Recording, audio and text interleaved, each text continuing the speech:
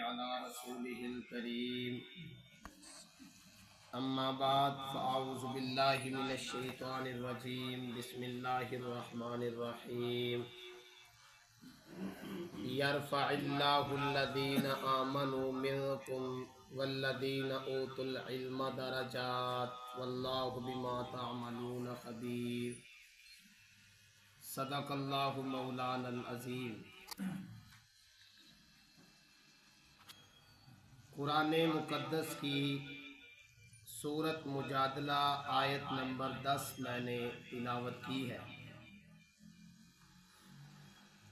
اس آیت مبارکہ میں اللہ تعالیٰ نے درجات میں بلندی کے 2 سبب ذکر کیے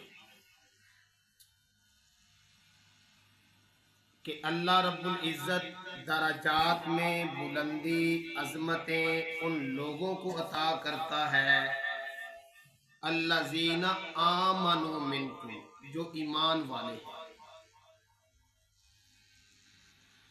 درجات میں بلندی اللہ رب العزت ان کو عطا کرتا ہے والذین اوتوا العلم، جو علم والے ہیں۔ یہ 2 سبب اللہ رب العزت نے بلندی درجات کے ذکر فرمائے۔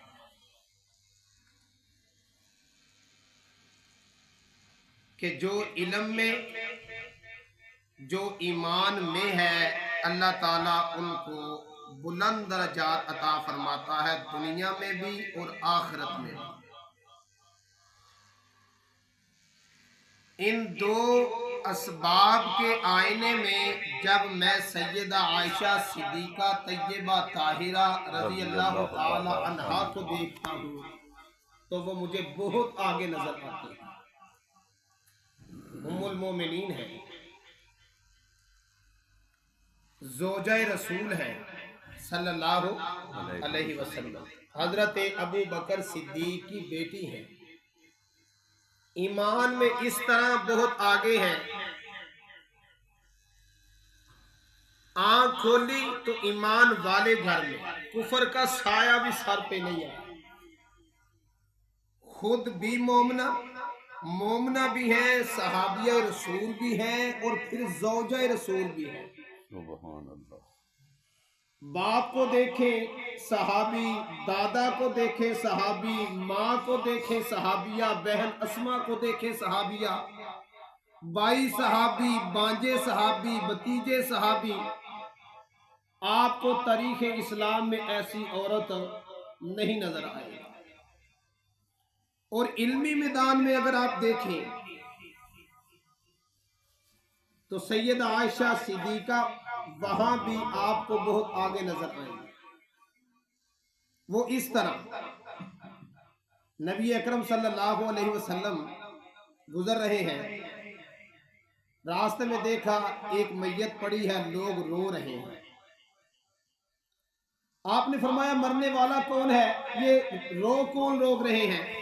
بتانے والے نے بتایا یہودی عورت ہے، اس کے ورثاء، والی، بھائی، بیٹے رو رہے ہیں۔ آپ نے وہاں پر ایک بات کی، آپ نے فرمایا یہ رو رہے ہیں، اس کو عذاب ہو رہا ہے۔ اللہ، یہ رو رہے ہیں، اس کو عذاب ہو رہا ہے۔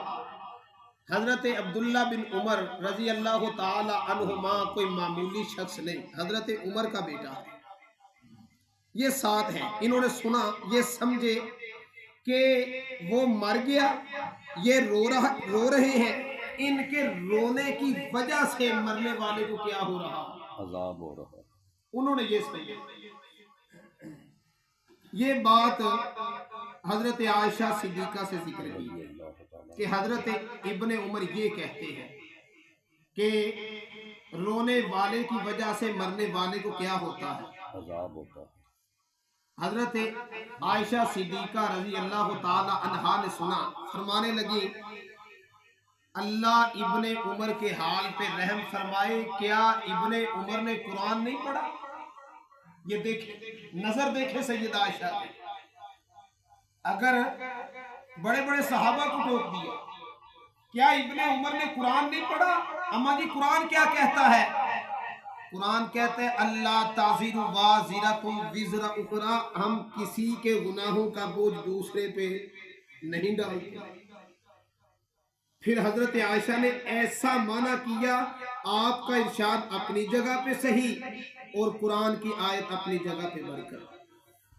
کیوں؟ دیکھیں، کسی کے غم میں رونا، کسی کی جدائی میں رونا، یہ ایک دلی کیفیت ہے، اور دل پہ قابو کسی کا۔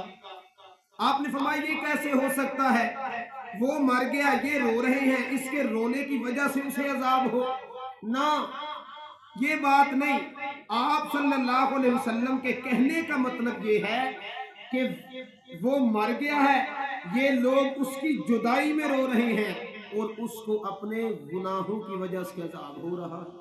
اللہ آپ کا ارشاد اپنی جگہ پہ صحیح اور قرآن کی آیت اپنی جگہ پہ برقرار۔ ایک اور موقع علمی میدان میں آپ دیکھیں گے، غزوہ بدر میں 70 کفار مارے گئے۔ کتنے؟ 70۔ بڑے بڑے سردار تھے۔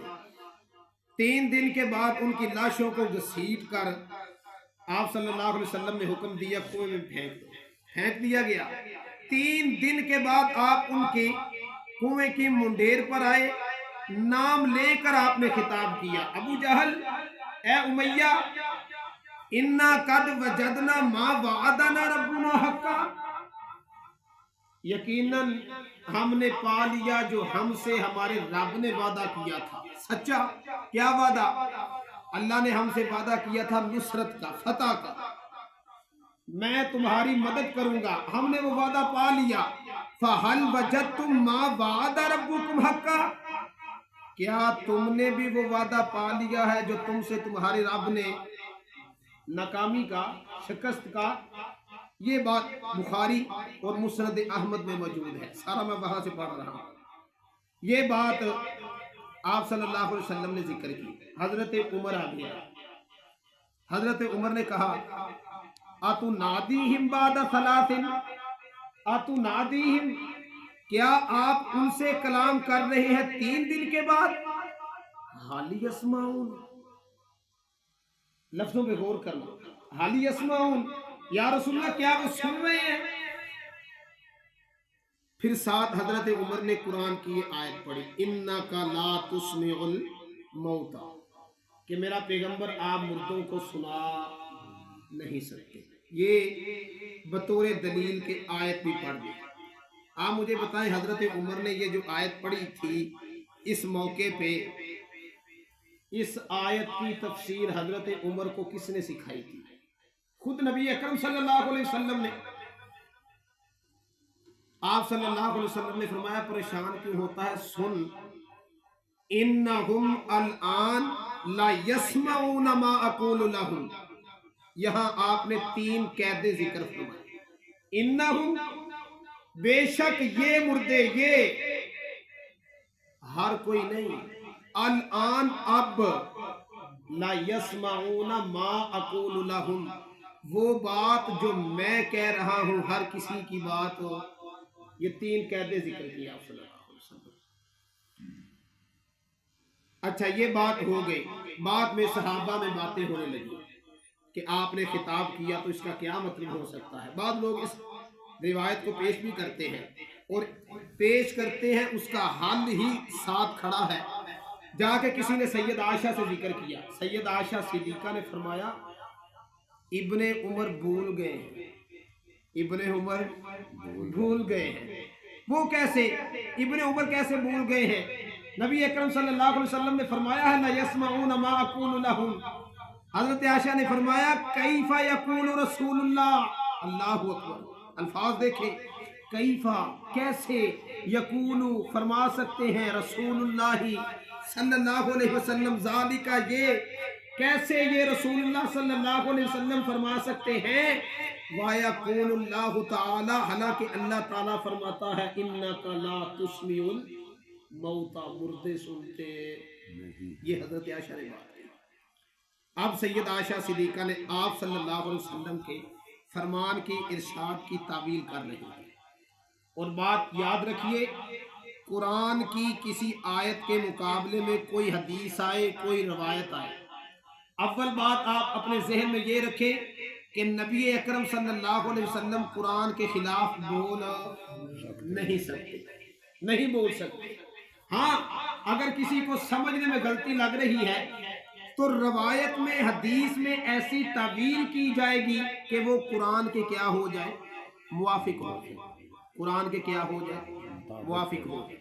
حضرت عائشہ فرماتی ہیں ابن عمر بھول گئے ہیں، آپ نے یہ فرمایا ہوگا انہم الان لا یعلمون ما اقول لہم، یہ مردے جان چکے ہیں جس جگہ پہ، جس جہان میں پہنچ چکے ہیں، وہاں پہنچ کر انہیں معلوم ہو گیا ہے کہ محمد عربی صلی اللہ علیہ وسلم ہمیں سچ کہا کرتے تھے۔ تو لا یسمعون کا معنی کیا لا یعلمون۔ یہ جب معنی سید عائشہ صدیقہ نے کیا، یہ واقعہ ہے 2 ہجری کا۔ کتنی ہجری کا؟ 2 ہجری۔ سیدہ کا انتقال ہوتا ہے 56 ہجری میں۔ 54 سال زندہ رہی، کسی صحابی نے سید عائشہ سے اختلاف نہیں کیا کہ آپ تو وہاں موجود نہیں تھی، آپ کو کیسے علم ہے۔ کسی صحابی نے سید عائشہ سے اختلاف نہیں کیا، اور اسے کتابوں میں کہا جاتا ہے اجماع سکوتی۔ اجماع سکوتی میں آسان کرتا ہوں، یعنی ایک صحابی بات کرتا ہے، دوسرے خاموش ہو جاتے ہیں، تو یہ دلیل بنی، دلیل قطعی، یعنی اس پہ ایمان رکھنا ہر حال میں کیا ہے، ضروری ہے۔ تو سید عائشہ صدیقہ نے ایسی تعویل کی، قرآن کی جگہ اپنی جگہ برقرار، آپ صلی اللہ علیہ وسلم کا فرمان اپنی جگہ پہ کیا ہو گیا، صحیح ہو گیا۔ ایک اشکال کیا جاتا ہے، اگر مردے نہیں سنتے تو پھر قبرستان جا کے سلام کیوں کرتے ہیں، سلام کیوں کرتے ہیں؟ تو میرا بھائی اس کے بارے میں یاد رکھیے، قبرستان جا کے جو سلام کیا جاتا ہے وہ ان کے لیے دعا کی جاتی ہے کہ تم پر اللہ تعالیٰ کیا کرے، سلامتی کرے، تم پر کیا ہو، اللہ تعالیٰ کی سلامتی ہو، مہربانیاں ہو، رحمتیں ہو، تم اللہ تعالیٰ کے غصے سے، غضب سے بچے رہو، یہ دعا کی جا رہی ہے۔ اور آپ کو علم ہونا چاہیے، دعا میں کوئی ضروری نہیں کہ آپ جسے دعا دے رہے ہیں وہ آپ کی دعا کو سن رہا ہو، پھر نہیں، وہاں خطاب کیا جاتا ہے یا اہل القبور۔ امام رضی نحو کے بڑے امام ہیں جنہوں نے اصول و ضوابط پہ ایک کتاب لکھی، انہوں نے لکھا، پھر انہوں نے 7 حوالے بھی دیے۔ انہوں نے کہا خطاب میں سننا لازمی، خطاب میں سننا، یعنی جسے آپ خطاب کر رہے ہیں ضروری کوئی نہیں کہ وہ آپ کی بات کو سن رہا ہو۔ فور ایگزامپل، مثال کے طور پہ مؤذن نے اذان دی صبح کی، اس نے کیا کہا، الصلاۃ خیر من النوم، نماز نیند سے کیا ہے، بہتر ہے۔